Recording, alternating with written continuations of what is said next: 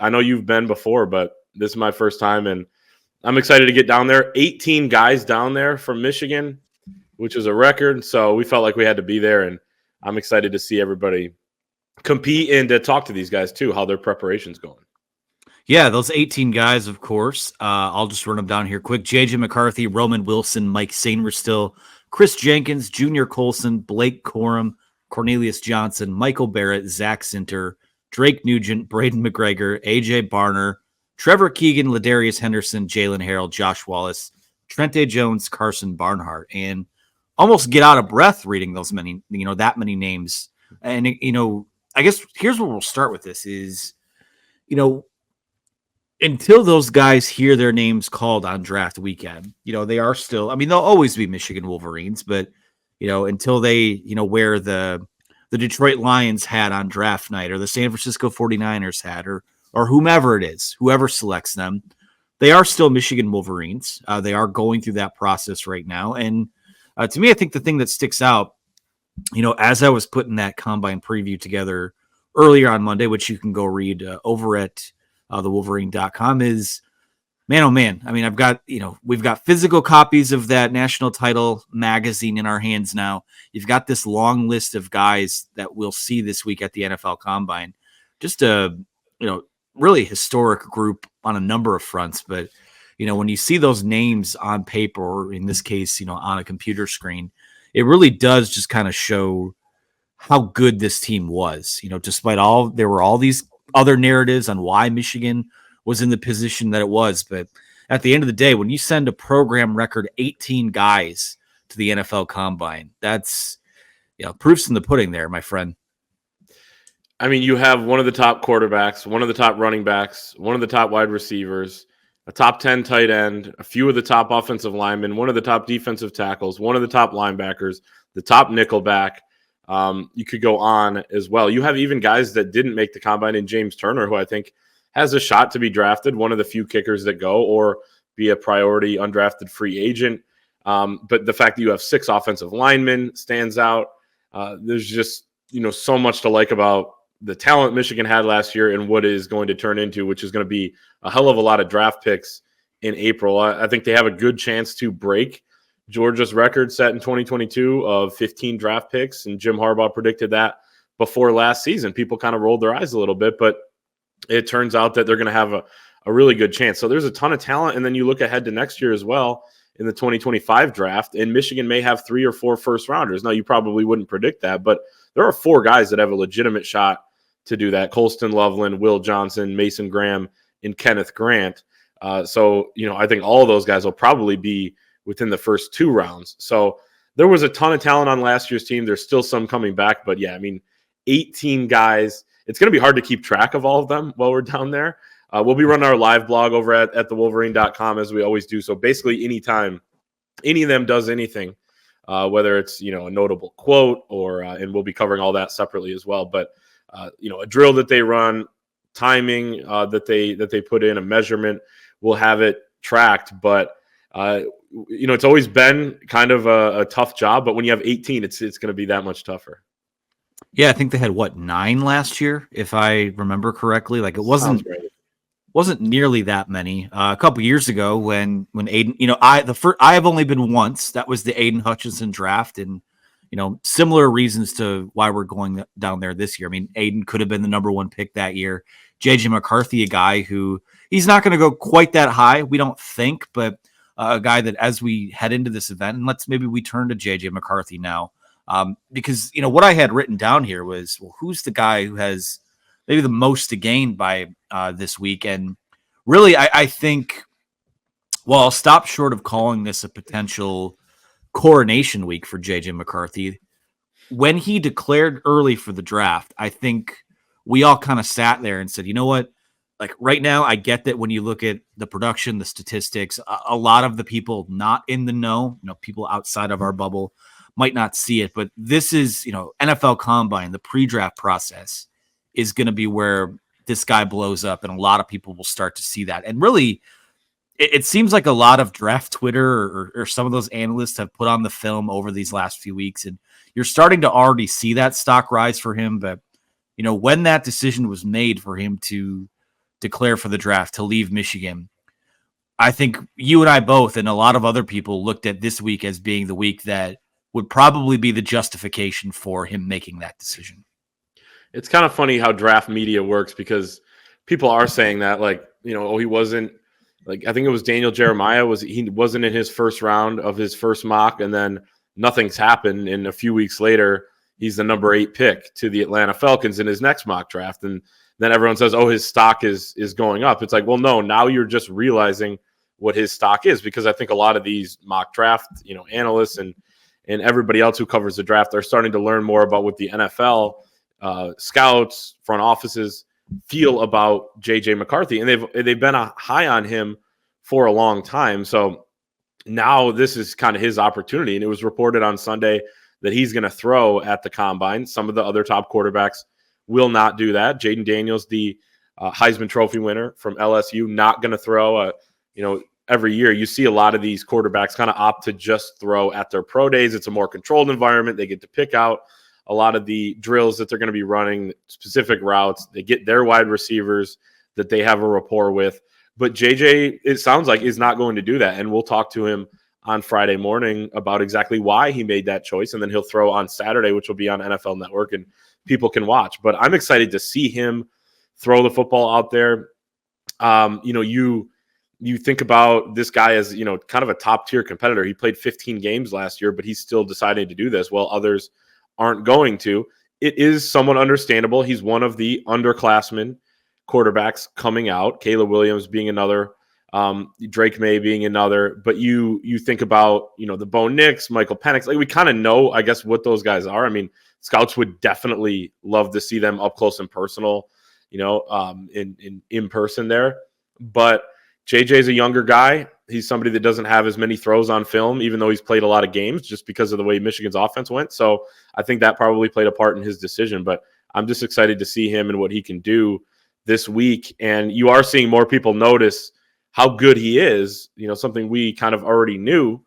And that's interesting to see. And I think that he's a guy that's going to create some buzz this week if he, everything goes according to plan.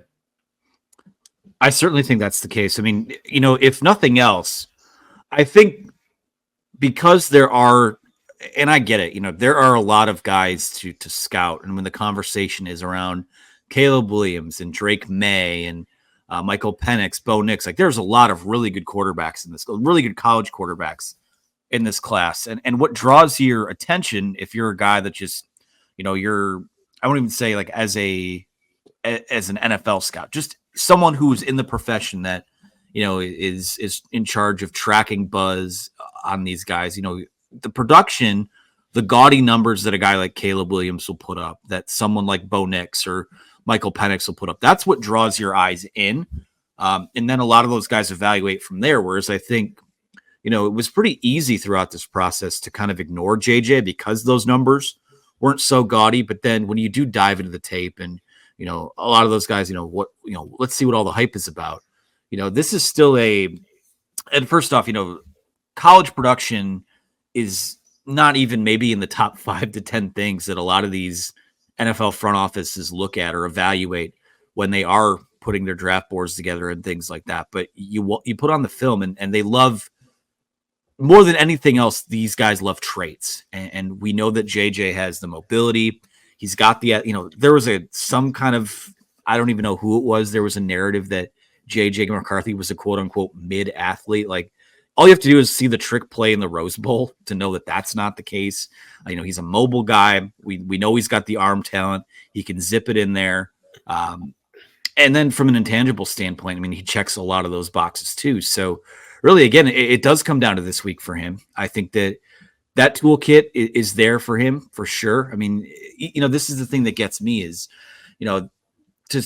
I'd be interested to see the people who love the prospects like Trey Lance or Anthony Richardson and thinking those guys are these prototypical NFL passers compared to what some of these guys are saying about JJ McCarthy, where he didn't throw the ball enough and he's not, as physically developed as some other guys. The guy just wins and he's extremely talented. So to me, assuming he checks all those boxes this week, I do think this is probably be a week that, even just conservatively speaking, probably entrenches him as a top 15-ish prospect, maybe somewhere in that top 10. There's a lot of buzz with that as well. But, quarterbacks, it's not a great quarterback draft next year either. So I think you're going to see a lot of teams jockeying for position in this draft. And that's good news for JJ McCarthy. And I think at the end of the day, maybe one of the biggest reasons he did decide to declare is that maybe teams are going to be a little higher on everyone this year because you are jockeying for position. But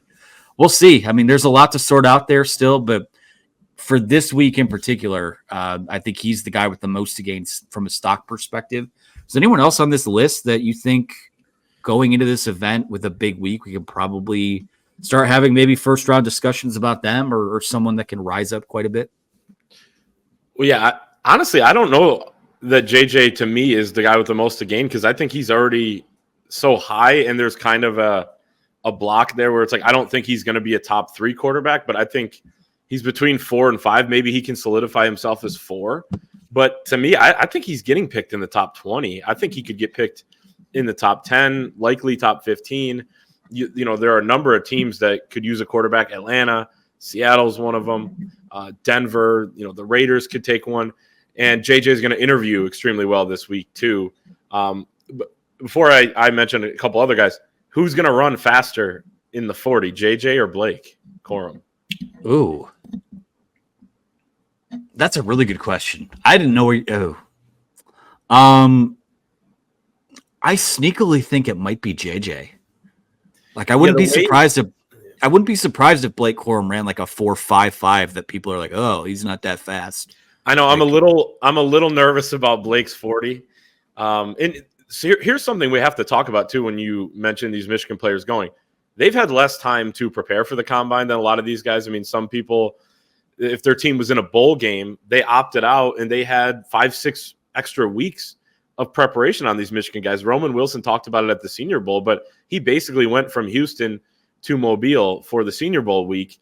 And I mean, they wouldn't trade that experience. They were putting, stuff on film. They were still, of course, practicing and, doing everything they needed to do to their bodies during those game weeks. So it's not like they're out of shape or anything, but there's just a difference between preparing for a game and playing in a game than preparing for the combine. Like Blake Corum, would he have slimmed down maybe a little bit more? And we'll see what he weighs in at and looks like at the combine this week. But would he have slimmed down if he had a little bit of extra time, maybe to run a faster 40, sacrifice a couple reps on the bench press? We know when he bulked up last spring, and I think he got up to nearly 220 last spring, we know that he put up 30 reps on the bench press. Now the camera's blocked a little bit. We can't tell how much Herb was helping him out, but they said it was 30 and it looked like 30 to me. So I don't know that he's going to get 30 in this. Maybe he has, worked a little bit more on trying to get that 40 time down, but that's one of the most things that I'm interested to see this week is Blake Corum's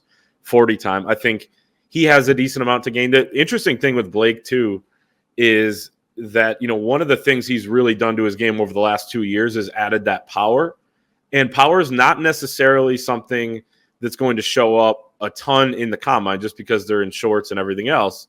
Now the bench press will be one of those areas, but and I don't think anyone's worried about his strength on the bench. Like if he gets 22 or 24 or whatever, there's no difference. I mean, Blake Corum is extremely strong. I mean, look at any photo of him. He's ridiculously strong. It's almost funny to watch him walk around when we're around him because he's kind of short, but he's got that build. So I think Blake could have some upward mobility. When you think about this week, I think scouts are going to be really excited to see Mikey Sainer still in person. Roman Wilson is a guy who impressed at the Senior Bowl, but now and they saw him do it in drills there during the practices. He was kind of one of the top standouts. And then now it's going to be, okay, if he can run the ridiculous shuttle that he was timed at Michigan, which was Ben Herbert told us last summer his 3-cone drill was 6.20. That was reported by Bruce Feldman. And then Ben Herbert told us he ran a 3.71 20-yard shuttle. So if those times are anywhere near those hand time ones from Herbert, then plus what he did at the Senior Bowl, I mean, he's a guy that could get himself late first round, early second. Mikey's a guy that could get himself in the second round. I think people are going to be interested to look at Junior Colson. They're already high on him.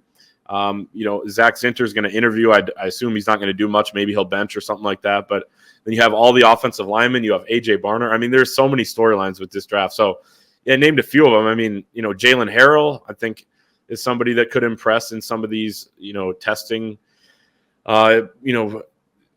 things. And I think that there are just a number of guys, Mike Barrett too. But that's, you could really name all of them. Almost did name all of them. It was like being at a Jim Harbaugh press conference again. Or I didn't name any walk-on stuff. But. Yeah, I think there's pretty safely, I think 6 guys right now that we're probably looking at, either round 1 or night 1 or night 2, knowing that night 2 is rounds 2 and 3. But just going through the list here, someone who I wouldn't be surprised to see maybe not make the leap quite as high as Luke Schoonmaker did last year, but A.J. Barner, PFF currently has him at 174th on their big board. I could see him being a guy that tests well at tight end. Maybe you see him sneak into, again, the early part of, the draft is still 2 months away. So that this is all super premature, but got to remember that this is more of a workout type of event. So I think that bodes well for guys like Chris Jenkins. I think Chris Jenkins will have probably, I foresee us having some things to talk about with Chris Jenkins coming out of this combine. Good call. Yeah. Other than that, let's see here. I mean, there's just so many guys. I think you and I mean, we typically, a little inside baseball here. We typically have draft stories pre-written heading into the event. We just kind of plug in the teams when those guys come off the board. We're going to be very busy all weekend, but probably mostly on Saturday, assuming that, they do have maybe 12 guys that could come off the board after that first 6 that we just named, J.J. McCarthy, Roman Wilson. Mikey Sainer still, his stock is already rising. Again, people putting on the film, cleaning things up from the end of the season. Jenkins, Colson, Corm. I think that group of 6 is probably your headlining group in this event, and we'll see what happens with the other guys. But well, Barner, to go with what you said about A.J. Barner, I agree. And, part of it is because it's similar to J.J. McCarthy, right? I mean, the opportunities when you're A.J. Barner and you're playing a lot in line and Colston Loveland is playing with you and he's going to be more of a top target, you're not going to get as many opportunities. It's funny, A.J. Barner said something last year where he said he was asked about being a blocking tight end. And he said, when I was at Indiana, I was never considered a blocking tight end. It was actually part of his game that he was trying to improve. And then he comes to Michigan and he's known as just this beast of a blocker. I mean, he's like 6'7", and I mean, you just watch him time and time again. I thought the tight end blocking was so key to Michigan's offense this past year, and A.J. Barner and Max Bredesen were a big piece of that. But, he was a pass-catching tight end at Indiana. We saw it in flashes at Michigan. I think he only had around 250 yards, but he's somebody that's probably going to test well. They're going to love his wingspan. They're going to love his height, and he's going to do well in the drills. So he is absolutely somebody I think that could turn some heads. I think that's a good call. Question I just thought of here. Now, Jim Harbaugh, according to the schedule, won't speak. His GM, Joe Ortiz, will speak at the Combine. When you look at this list of 18 guys, who's the guy that you think Jim Harbaugh, and maybe it's even more at the tail end of the list, but who's the guy on here that you think he's probably pounding the table for? Yeah, so Chris Ballas and I did this on the pod 2 weeks ago after the invite list came out, and I said Blake Corum because I think they could lose Austin Eckler in free agency. And I also said Mikey Sainer still. I mean, I don't know their exact situation at nickel right now, but he's just a guy you want on your team. And I think so many other franchises are going to say that. So it's easier said than done, right? He might not have the opportunity to get Mikey Sainer still, whether that's in the second round or the third. I mean, but you could go down the list with guys that Jim Harbaugh loves, and we know that he loves these guys because we've heard he's going to grab at least one of them, right? Like that is the lock of the century. I would hope so, and I think the Ravens are going to do the same, and I think the Seahawks are going to do the same. I think you already look at with Joel Klatt has kind of broken this down, and I'm going to write about it this week, but the Seahawks, the way they're trying to build this thing would be a perfect fit for J.J. McCarthy, and I think they have the 16th pick. I could be wrong about that. And Mike McDonald already has that relationship with him. So, man, with a good defense, you have a good running game. You have Kenneth Walker there. And, I think JJ would much prefer to be on that guy's team than playing against him, as we've seen. And, so that could be a fit there. So I think we're going to see a lot of those. The Ravens already take a lot of Michigan guys. I wrote about this a year or two ago when they took a couple. And you look at the teams that they select from. Michigan was the highest rate of, in terms of what school they select from. So we're going to see it with the Ravens. I think we're going to easily see it with the Chargers. I hope so, because it'll be more fun to follow those guys and the, Jim with the Chargers and everything. I know that the brand grows, it goes from one team and now you've got these 3 footholds for Michigan. So the schedule's up there on the screen right now. Interviews. We will not be there for the defensive linemen and linebackers, but we'll be there Thursday through Saturday. Defensive backs and tight ends on Thursday, running backs, quarterbacks, wide receivers on Friday. That'll be a big day, obviously. And then Saturday is the offensive line day. And then, of course, their workout days are the days after that. They do the media interviews. So each of those guys pretty much gets 2 days in the spotlight, so to speak, at least publicly. There's meetings that happen, at Prime 47 and St. Elmo's, and guys are going out to dinner and guys are meeting with agents and stuff behind the scenes. So a lot of movement, super fun networking event, not just for the players, but a lot of people in our profession as well. So excited, of course. We actually have an agent that wants to buy us a beer too. Not kidding. So, well, that'll be good. If you're an agent out there that wants to buy us a beer or steak, I'll send the Google form around.